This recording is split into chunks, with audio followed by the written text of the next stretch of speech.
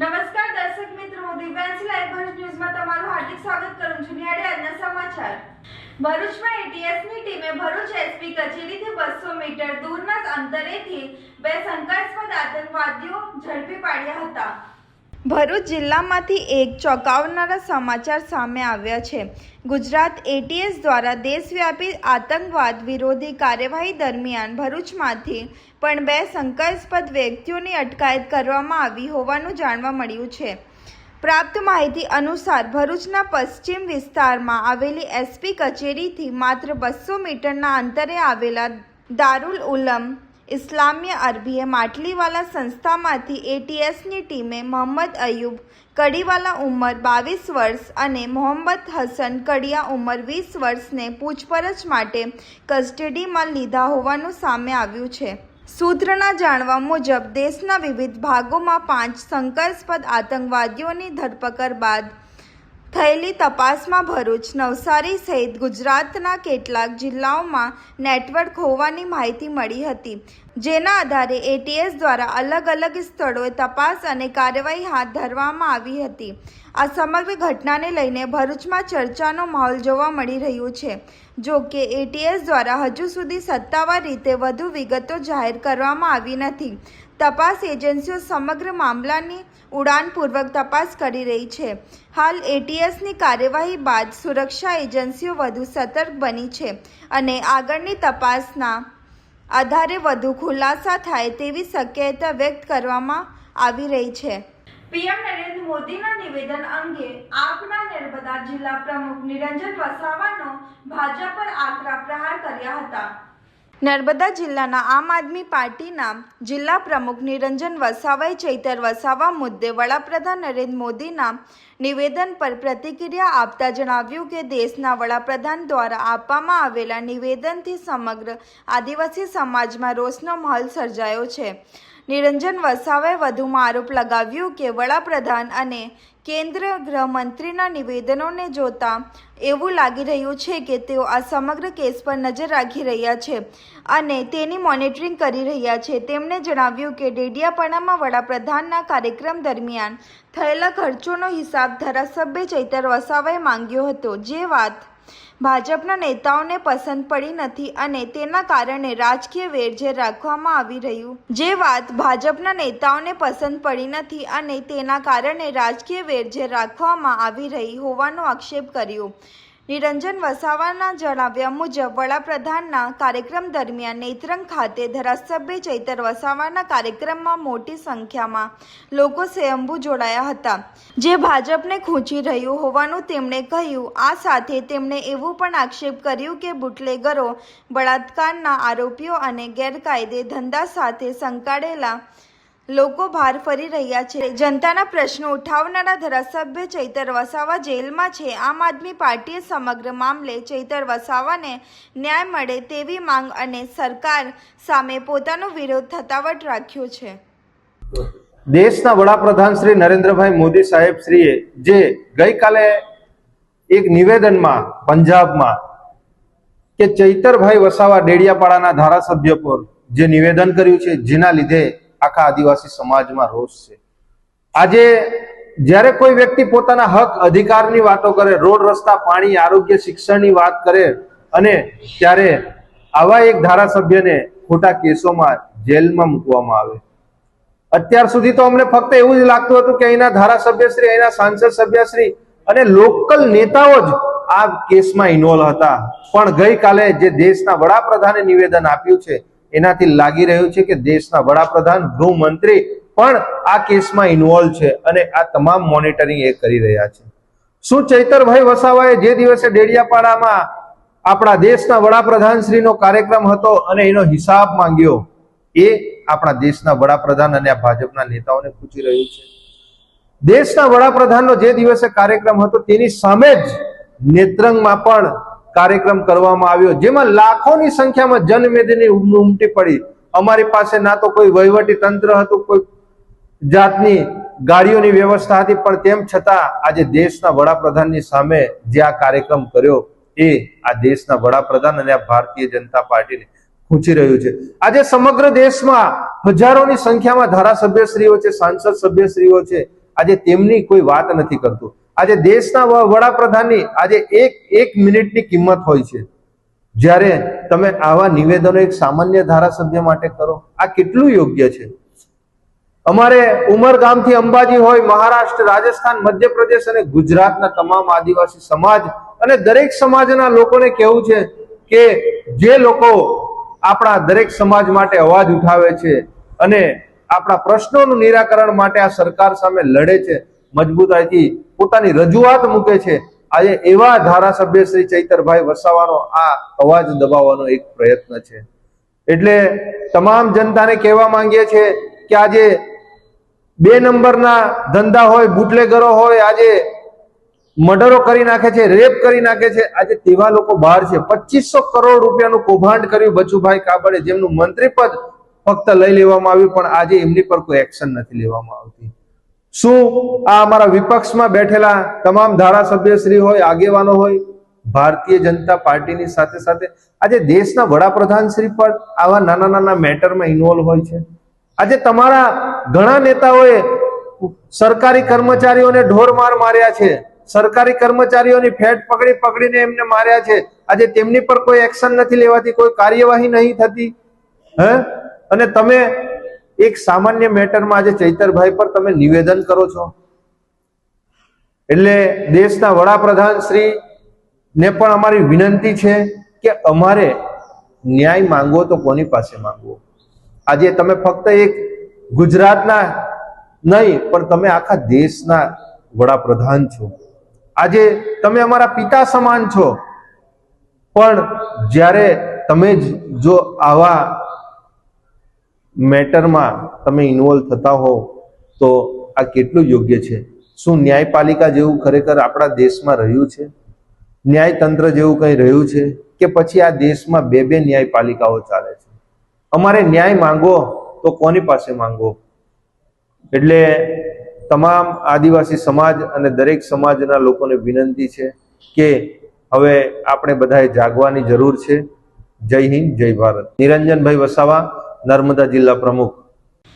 Ankleshwar જીઆઈડીસીમાં tuition જઈ રહેલ સગીરભાઈની 2 બહેનોને મારવાના ગુનામાં પોલીસે પતિ પત્નીની ધરપકડ કરી છે. અંકલેશ્વર જીઆઈડીસી વિસ્તારમાં આવેલા ગાર્ડન સિટી રોડ પર ટ્યુશન જતી 2 સગી બહેનોને કાર આડી રાખીને આંતરિક ક્રિકેટના બેટ અને ચંપલ વડે બેરહેમીપૂર્વક મારવાની ઘટના સામે આવી હતી. આ સમગ્ર મામલામાં ચોંકાવનારા સીસીટીવી પણ બહાર આવ્યા હતા. ઘટનાને પગલે બી ડિવિઝન પોલીસે મુખ્ય સૂત્રધાર પિતા તથા તેની પત્નીની ધરપકડ કરી જેલ હવાલે કર્યા છે. હુમલામાં વપરાયેલી કાર અને ક્રિકેટનું બેટ પણ કબજે કરવામાં આવ્યા છે. પોલીસ તપાસ દરમિયાન જાણવા મળ્યું છે કે સ્કૂલમાં કોઈક બાબતે વિદ્યાર્થીઓ વચ્ચે ઝઘડો થયો હતો. આ બાબતનો ઠપકો આપવા આરોપી પરિવાર બંને બહેનોના ઘરે પહોંચ્યો હતો. દરમિયાન બંને સગી બહેનોનું મોપેડ પર ટ્યુશન જવા નીકળતા આરોપી પરિવારે તેમનો પીછો કર્યો હતો. ગાર્ડન સિટી રોડ પર કાર આડી મૂકી બંને બહેનોને રોકી દેવામાં આવી હતી. ત્યારબાદ પિતાની ઉશ્કેરણીથી માતા, દાદી અને દીકરીએ ક્રિકેટના બેટ તથા ચંપલ વડે હુમલો કરી બંને બહેનોને ઈજાઓ પહોંચાડી હતી. ઘટનાની જાણ થતાં પોલીસ તાત્કાલિક સ્થળ પર પહોંચી હતી અને તપાસ શરૂ કરી હતી. પોલીસે જીઆઈડીસીમાં ગોલ્ડન પોઈન્ટ વિસ્તારમાં રહેતા મુખ્ય આરોપી ગુરુદેવ ઉર્ફે દેવ પ્રીતમસિંહ જેસર અને તેની પત્ની ભાવના જેસલીન ધરપકડ કરી છે. હુમલામાં વપરાયેલી 4વ્હીલર કાર અને ક્રિકેટની બેટ કબજે કરવામાં આવ્યા છે. Good morning. દિનાંક 15/7/2026 ના રોજ જે એક મુકેશસિંહ સેંગર કરીને એક ફરિયાદી હતા, અને કહેવો હતો કે આની બાળકીના સાથે બીજી સાથમાં પડતી બાળકીની 15/3/2026 ના રોજ કોઈ છોટી મોટી બાબતના સ્કૂલમાં ઝઘડો થયો હતો, જેના લીધે આની બાળકી જ્યારે ટ્યુશન જાવતી હતી, આની 2 બાળકીઓ છે, જેમાંથી એક 18 વર્ષની છે, બીજી જે નાની બાળકી છે આ 17 વર્ષની છે. તો એ બાળકીઓ જ્યારે ટ્યુશન જાવતી હતી ત્યારે આરોપી ગુરુદેવ ઉર્ફે દેવ સન ઓફ પ્રીતમસિંહ જેસલ 45 યરના છે, એ અને આની વાઈફ અને આની મધર અને આની દીકરીને મળીને આ લોકોનો પીછો કરી અને પછી એ લોકો બાળકીઓને સામે કાર લઈને આને રોંગફુલી રિસ્ટ્રેન કરી ઓર આ બાળકીઓના ઉપર બેટથી ઓર હાથથી હુમલો કરી આને ગંભીર ઇજાઓ પહોંચાડેલ હતી, જેના લીધે અમારે 16/7 FIR દર્જ કરવામાં આવી. અને પછી આમાં જે ઇજાઓ અને બીજી જે સોશિયલ મીડિયા પર વાયરલ થયેલ વિડીયોને જોતા અમારે કલમ ઉમેરો પર કરવામાં આવ્યો, જેમાં પછી અમને 109(61)(2 જે કે ગુનાહિત કાવતરો અને 126(2) और GP એક્ટ મુજબ FIR માં કલમ ઉમેરા કરવામાં આવ્યા. તે પછી કાલે 18/7 રોજે આ ગુરદેવસિંહને શામ 4 વાગે અમારે અરેસ્ટ કરી લીધો છે. અને જે આની વાઈફ છે જે પણ આ ગુનામાં સામેલ હતી, આને 17:30 વાગે આને પણ અટક કરી લીધો છે. આનું નામ ભાવિની બેન છે.